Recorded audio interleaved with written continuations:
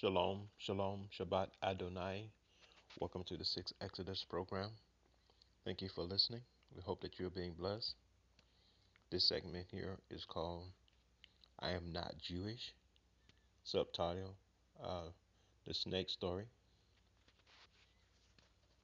I want to first start by telling you the snake story. Forgive me for being dramatized today, but sometimes I like to amuse myself uh, using drama, telling story, especially when I used to be younger. I used to have Sunday school lessons for little children. So I'm going to tell you the story about the snake. Once upon a time, there was a mighty man. This mighty man was very kind to all creatures, very compassionate, very mighty, giving charity to those who was in need. His eyes was open to a lot of things in the earth. He was a great and mighty man. So one day, this mighty man was walking. Came across a snake, and the snake saying, "Hey, mister." He said, "What do you want, snake?" He said, "Mister, I'm cold." He said, "Could you pick me up and put me in your bosom and warm me up for a few minutes?" He said, "Hell no. Get somewhere, snake." And the mighty man was kept going, but the snake kept beckoning to him. He said, "Mighty man," he said, "can you warm me up a little? Just for a little while. It's very cold out here. After you warm me up, I'm going to go back and crawl back underneath the rock from which I came from." The great man said, "No, snake, no.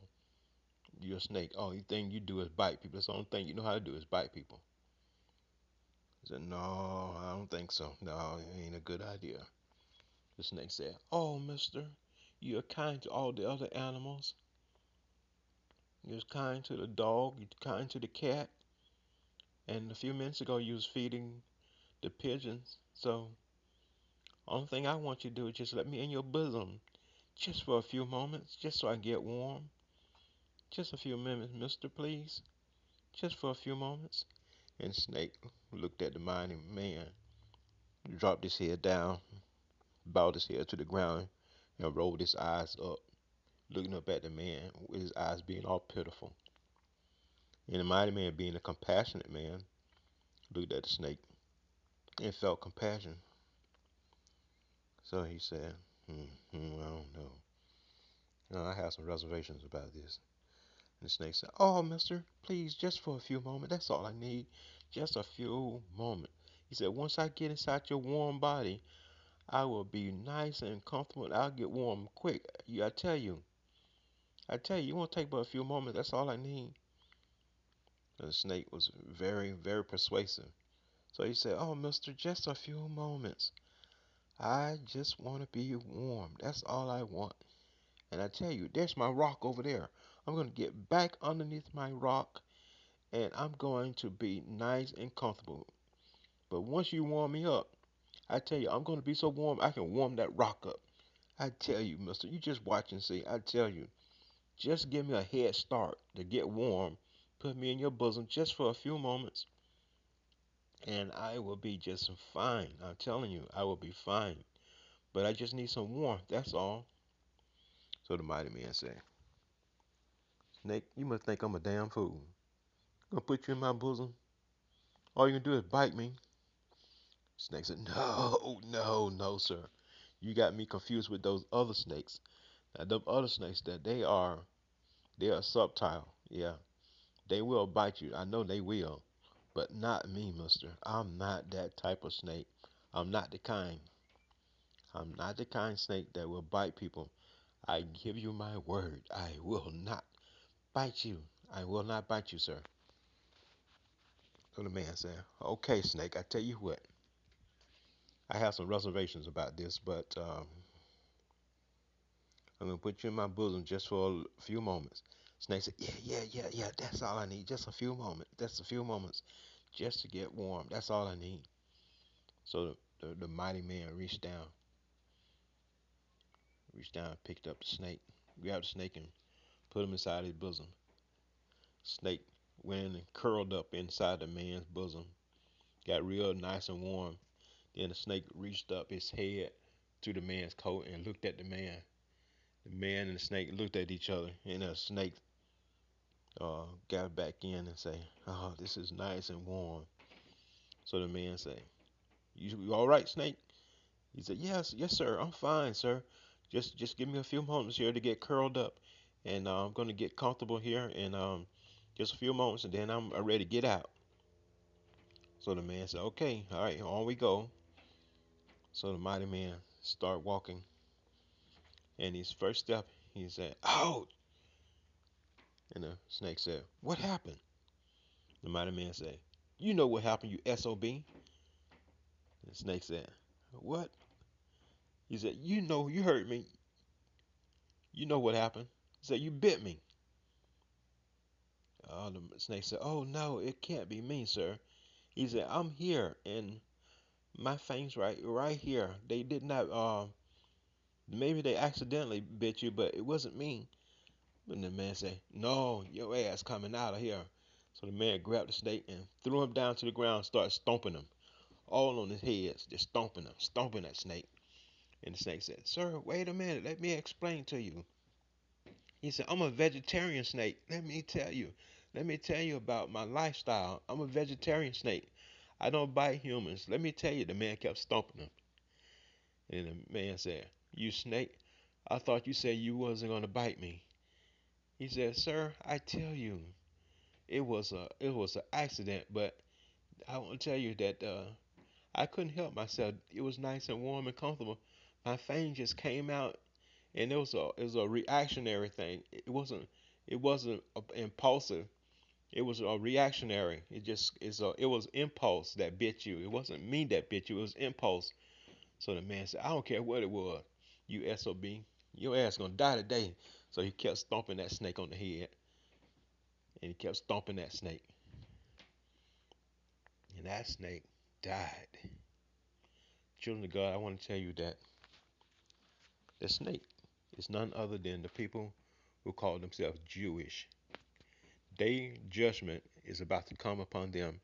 The Most High is about to judge them. The whole world is going to be judged. Now, I want to tell you that according to my Bible, now I don't have an extensive Bible uh, like a lot of people have. I'm a simple man. I'm almost 60 years old, and my life is very simple. I like the old way. I have an old King James version. Now, my most up-to-date Bible is the Thompson Chain Study Bible. That's the most up-to-date Bible that I have. That's all. And so I don't have all these references Bibles and all these things. And I like to get my knowledge and information from God. That's the way I like it.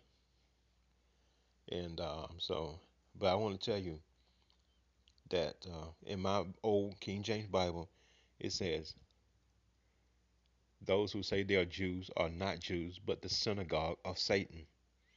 And so I don't want any material or any knowledge or any information from the Jewish people. And I don't want you to take any knowledge from them or anything, no matter how much money they have, because their death sentence is been pronounced and they know their time is short. And so they're trying to hook up to anything that's living and alive. Those are black Hebrews.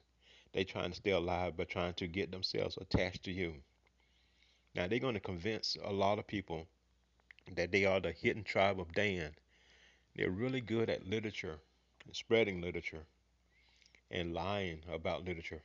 They have a lot of control over the internet, persuasive things they say on TV about who they are, and they have a wide variety of media outlets to be able to emphasize their points.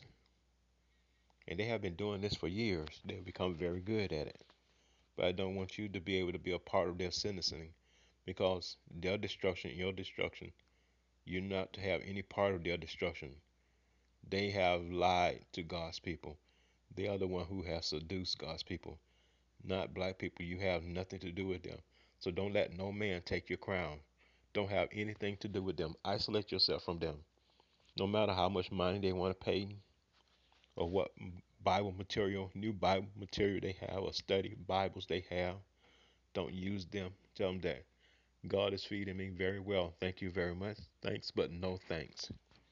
And tell them to get somewhere because their death sentences is here and you don't want to be a part of it. So isolate yourself from the Jewish people. You can love them from a distance. Just tell them, I pray for you, brother. Just keep on going. But they're not our brothers because the synagogue of Satan. It's the synagogue of Satan. That's all they are. They are the synagogue of Satan.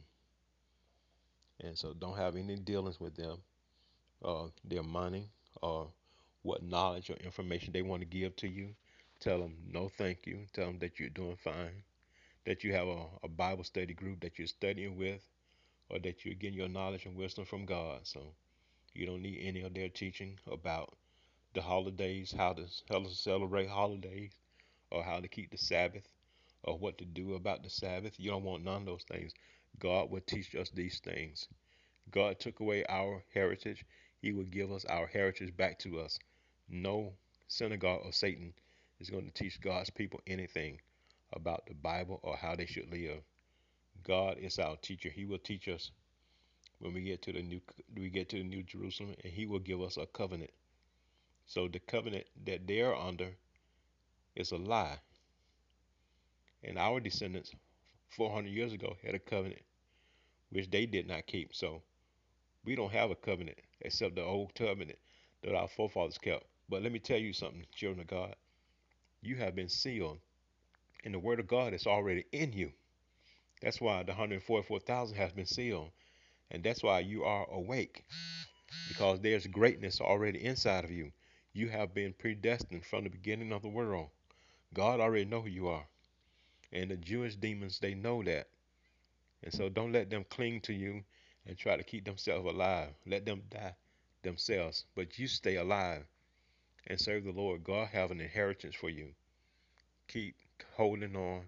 Don't give up your crown, and don't let your crown down for any man. Don't let no man take your crown. God have a great inheritance for you, black people. Be blessed. I love you.